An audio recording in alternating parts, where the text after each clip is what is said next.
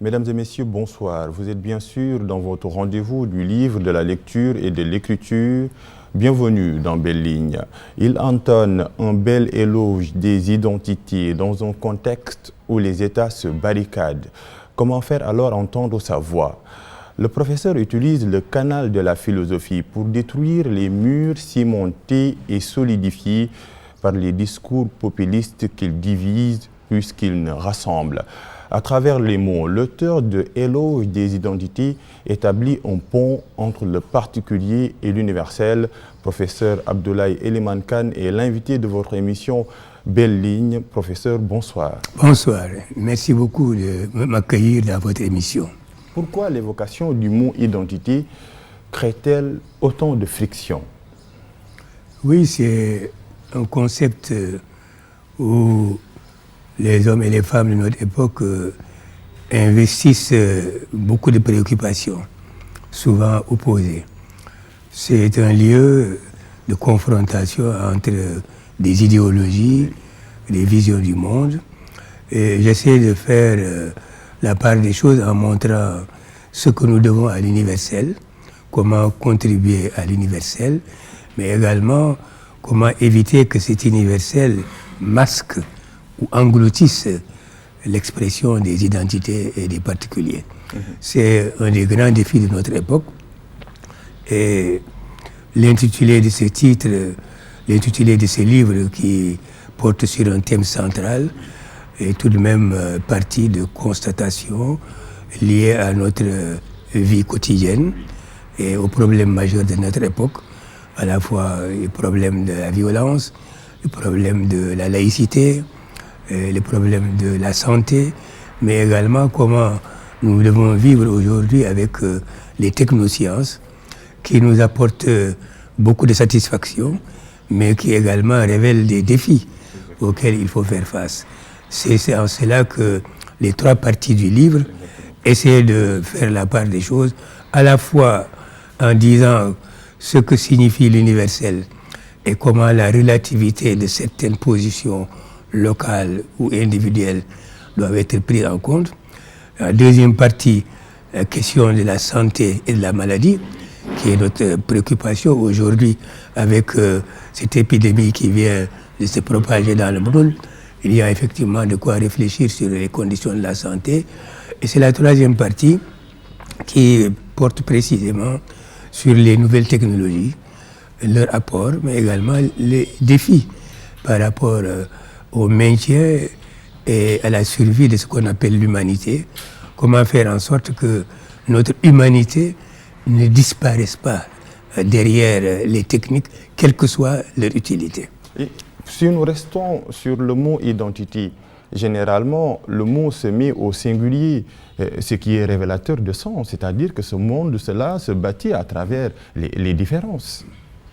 Oui, alors j'ai mis cet terme au pluriel précisément à dessein, justement pour ne pas se focaliser simplement sur le concept d'identité qui donne l'impression que à travers l'identité, on vise une essence qui est définitivement constituée et qui s'oppose aux autres et qui est imperméable aux autres. C'est d'ailleurs cette critique qui est adressée à la notion d'identité lorsque, par exemple, Amil Malouf consacre un ouvrage à cette question et l'intitule « Les identités meurtrières », il veut justement souligner les extrapolations, les usages malveillants de ce concept. Pourquoi ce glissement de sens? Le glissement de sens vient de ce que les idéologies se combattent pour contrôler le monde, pour fabriquer un type d'homme qui obéirait à leur conception des relations internationales, du pouvoir, etc. Donc la lutte pour le pouvoir, la lutte pour le contrôle des consciences a toujours existé dans l'histoire de l'humanité, mais cela s'est exacerbé et cela prend des proportions inouïes avec justement l'émergence et le développement des nouvelles technologies. Aujourd'hui, l'information et la communication comportent des aspects absolument positifs. Ce sont des aspects émancipateurs qui informent l'individu et les collectivités, leur permettent de communiquer, de se comprendre. Mais ça, c'est la technique. C'est la technique, oui. C'est la technique Oui. Qui est universalisable, comme disait Gilbert Simondon. Et les idéologies dans tout cela, et les diversités, et les identités. Oui, l'universalisation, c'est le fait que nous puissions tous profiter justement de ces avancées technologiques.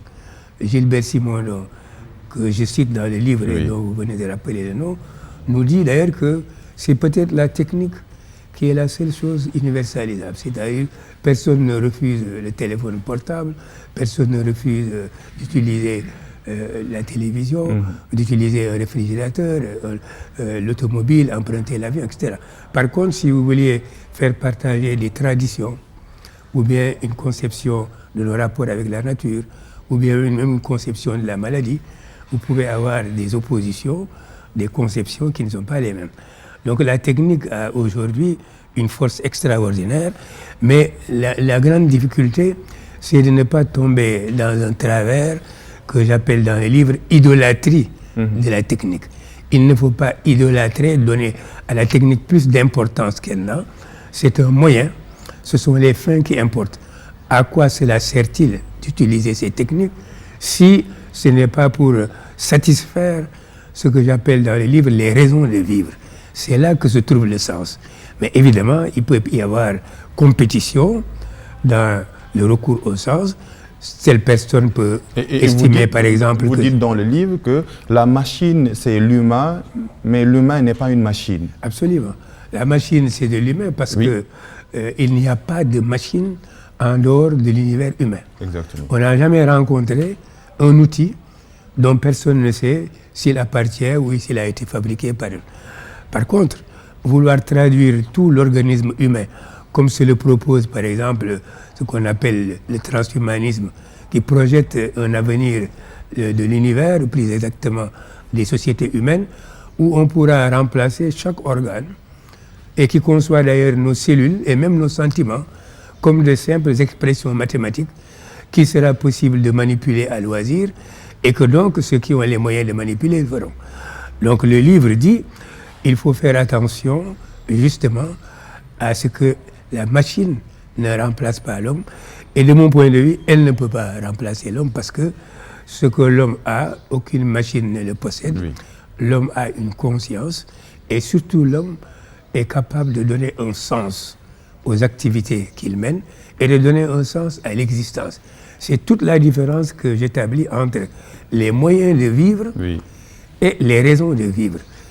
L'objectif du livre, c'est de montrer qu'il faut subordonner les moyens de vivre aux raisons de vivre.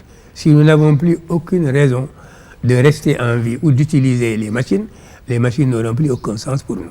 Donc, ce qui est fondamental et qui est d'ailleurs la préoccupation majeure de la philosophie, c'est de chercher le sens des activités humaines et d'essayer de dire quel est le sens que les hommes donnent à leur existence, à leur présence dans l'univers. Dans les discours, c'est bien beau de dire qu'on est le même, on est les mêmes, mais comment en être sûr?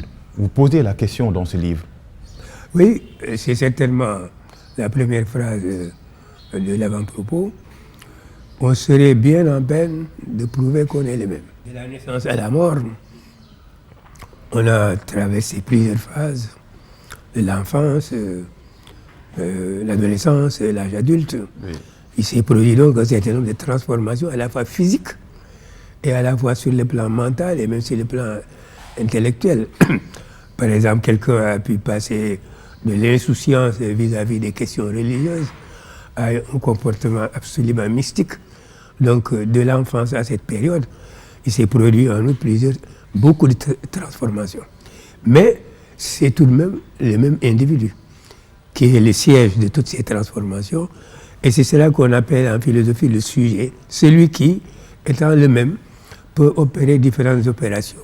Penser, imaginer, sentir, aimer, ne pas aimer. C'est cette combinaison des deux qui fait l'identité.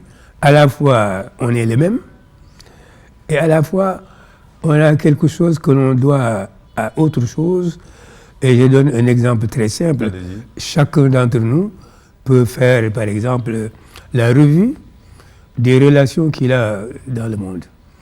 Vous avez du côté paternel et du côté maternel des lignées, Oui. qui ont des arbres généalogiques qui se ramifient à l'infini.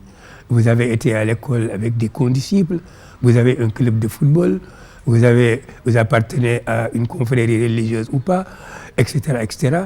Et cette énumération n'est pas achevée. Et d'ailleurs, elle ne peut pas être achevée pour une raison très simple. Il existe dans la langue pulaar, qui est ma langue maternelle, une expression qui est rigoureusement l'équivalent de ce que Jean-Paul Sartre a défini comme étant l'existentialisme.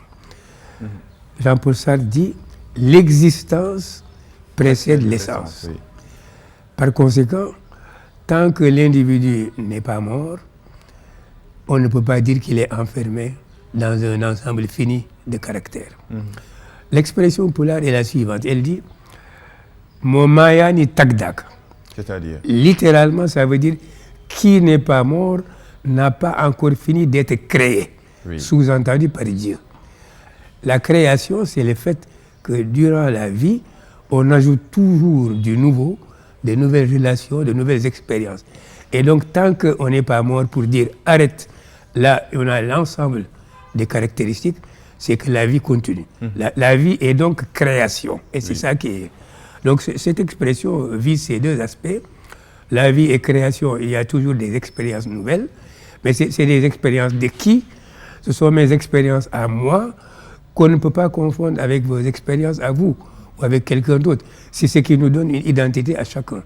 À la fois, nous avons quelque chose de semblable avec tous les hommes. Oui. Par exemple, aimer notre pays, travailler pour le développement, travailler pour la paix et l'égalité dans le monde, nous le partageons. Mais il y a aussi quelque chose qui nous est propre. Et ce qui est propre ne vise pas à une attitude narcissique. Il ne s'agit pas de se replier sur lui-même. Oui. Il s'agit au contraire de se préparer à participer avec les autres à la construction du bien-être, à la construction du bien commun, à la construction d'une société, d'une civilisation humaine. Mais existe-t-il une relation sans intérêt, sans domination, ce que vous appelez la fraternisation? Existe-t-il dans ce monde-là? Ah oui, c'est une bonne question, effectivement. Si on considère que l'être humain est toujours motivé par des intérêts, nous avons beaucoup de maximes, de spécialistes des maximes qui montrent que derrière l'apparence d'une attitude tout à fait désintéressée, il y a peut-être un calcul. Et c'est pour cela que dans ce livre, je fais une distinction entre la fraternité et la fraternisation.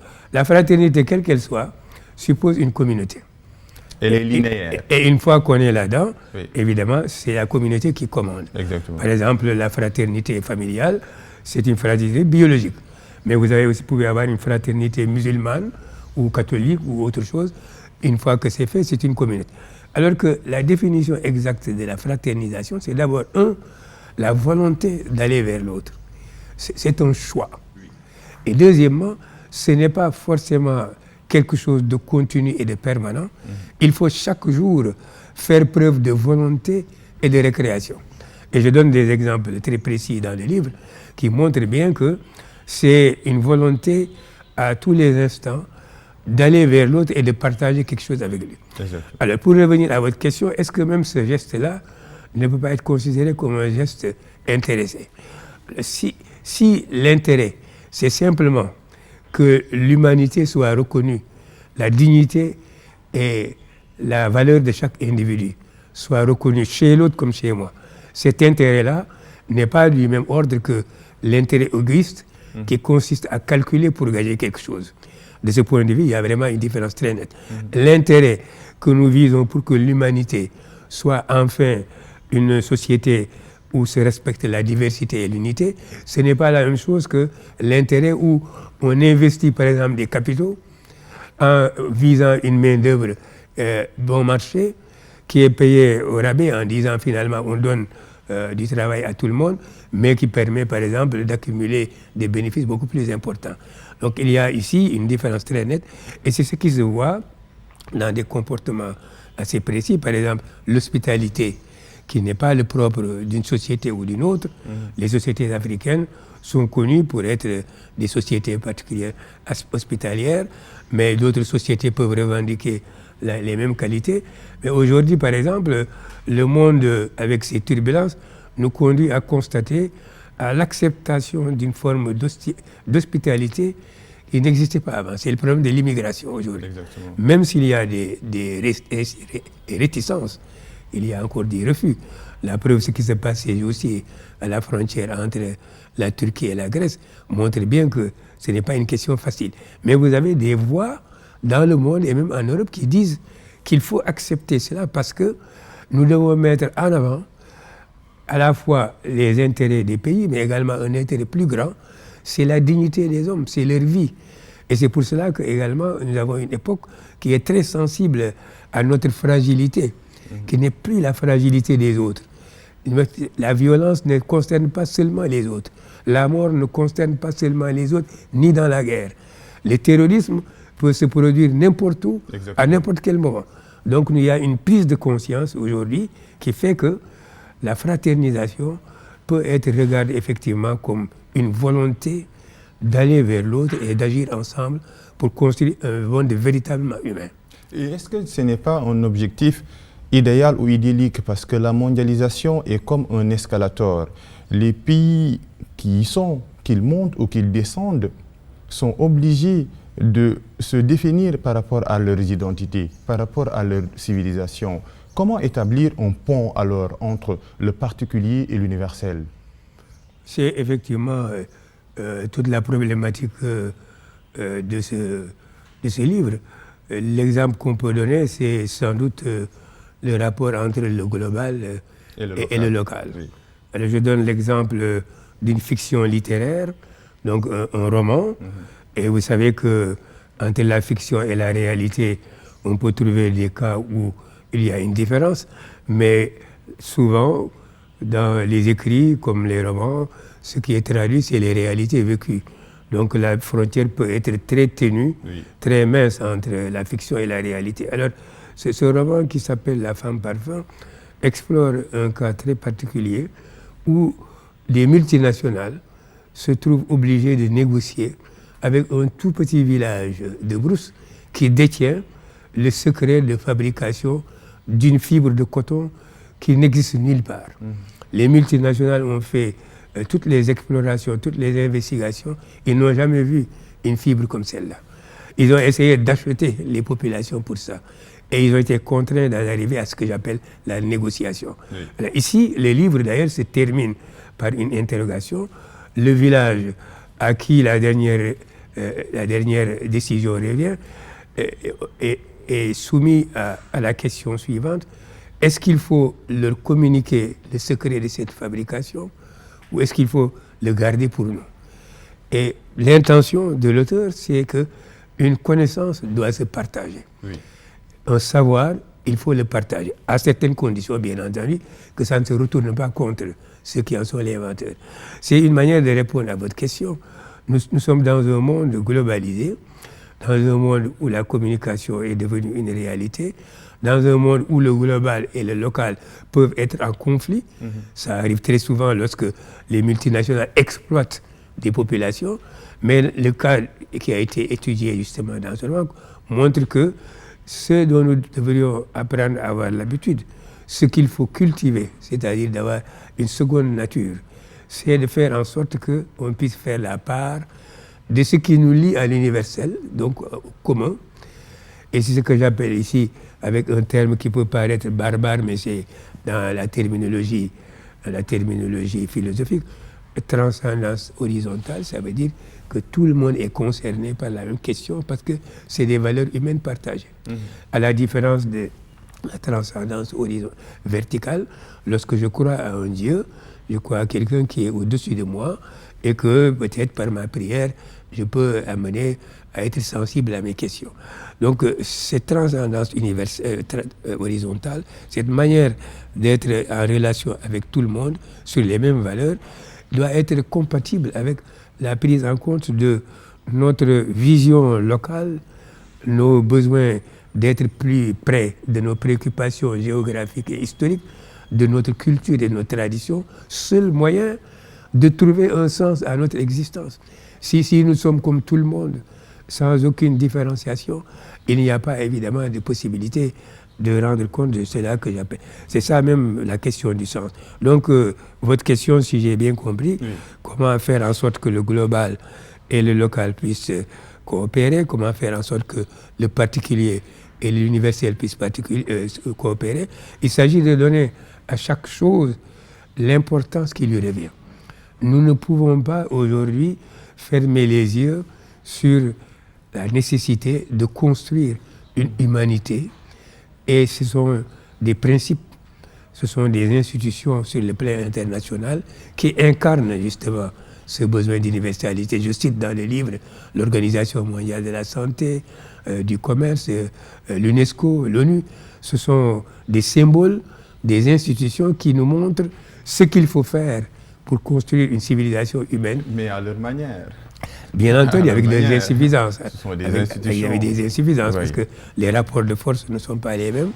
Et justement, tout le combat des sociétés du Sud, dont les sociétés africaines font partie précisément, c'est de faire en sorte que ce déséquilibre se réduise progressivement pour être éliminé, ce qui n'est pas facile, et qui montre bien que la mondialisation, globalisation elle-même commence à poser des problèmes. Oui. Il y a des gens qui commencent à parler de démondialisation, Ou de post-mondialisation. de post-mondialisation, parce que c'est comme un paradigme. Un paradigme, c'est une construction qui permet à un moment donné d'avoir un consensus sur les méthodes à utiliser pour résoudre les difficultés des hommes. Oui. Mais à la longue, le paradigme s'essouffle, il est démodé, il n'est plus en mesure de résoudre les énigmes. Il faut le remplacer par un autre paradigme. On se demande si, à la date d'aujourd'hui, nous ne sommes pas à la veille, ou en tout cas le problème commence à se poser. C'est ce que les altermondialistes posent comme problème. C'est ce que toutes les critiques adressées, les griefs adressés à la mondialisation expriment. Ou bien elle va jusqu'au bout des promesses de réalisation d'un monde plus humain, ou bien si elle n'en est pas capable, il faut que les hommes inventent un autre paradigme. C'est plus difficile à faire qu'à dire, mais l'attente semble s'exprimer de plus en plus. Cette globalisation, mondialisation n'a pas apporté les réponses à certaines questions fondamentales. Peut-être la communication et la technologie, qui sont incontestablement des avancées, mais les autres questions, l'égalité sociale, les problèmes de santé, la reconnaissance justement des valeurs de dignité, de personnalité des individus et des collectivités posent des problèmes, et évidemment il faut y réfléchir.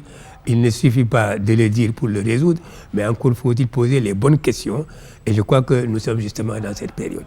Vivre, c'est essentiellement dépouiller, blesser, dominer ce qui est étranger et faible, l'opprimer, lui imposer durement sa propre forme, l'englober au mieux l'exploiter. Nietzsche n'avait-il pas raison dans la volonté de puissance? Oui, Nietzsche a eu raison dans beaucoup de domaines, et peut-être pas dans tous, mais il avait cette particularité d'être un non-conformiste, c'est-à-dire qu'à son époque, alors que certaines idées reçues, certaines conceptions philosophiques, certaines conceptions politiques l'emportaient sur le reste, il avait la force, avec la culture qu'il avait, de tirer les gens vers certaines questions qui n'étaient pas évidentes. La volonté de puissance. La volonté de puissance, c'est évidemment une interprétation assez particulière, mais je peux la ramener à cette notion de sujet. Une notion de sujet que j'appelle la capacité d'agir. Alors, vous savez, la notion de sujet a deux sens. Sujet, une conception, une connotation passive.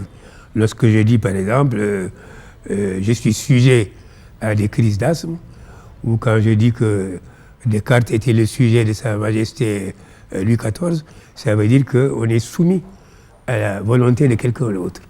Mais lorsque Descartes, comme dans le Cogito, dit « je pense, je suis », ou bien je suis une identité, ou bien j'ai acquis la souveraineté internationale en devenant indépendant, ce sujet-là signifie la capacité d'agir, la capacité de penser et d'agir par soi-même, avant de se mettre en rapport avec les autres. Alors je prends la volonté de puissance qui a plusieurs interprétations, mais sous ce rapport-là, pour le lier avec les thèmes du livre, et de ce point de vue, Nietzsche a bien entendu raison. Il se méfie justement de ce qu'il appelle les idoles. Oui. Quand on vous dit la science, à un moment donné, on a l'impression que dès qu'on dit la science, il faut se soumettre. Mais or, la science, elle explique les relations entre les phénomènes, les lois, mais elle ne s'intéresse pas au sens. La science ne vous dit pas s'il faut agir bien ou mal. C'est vous qui, dans une société avec les autres, pouvez considérer.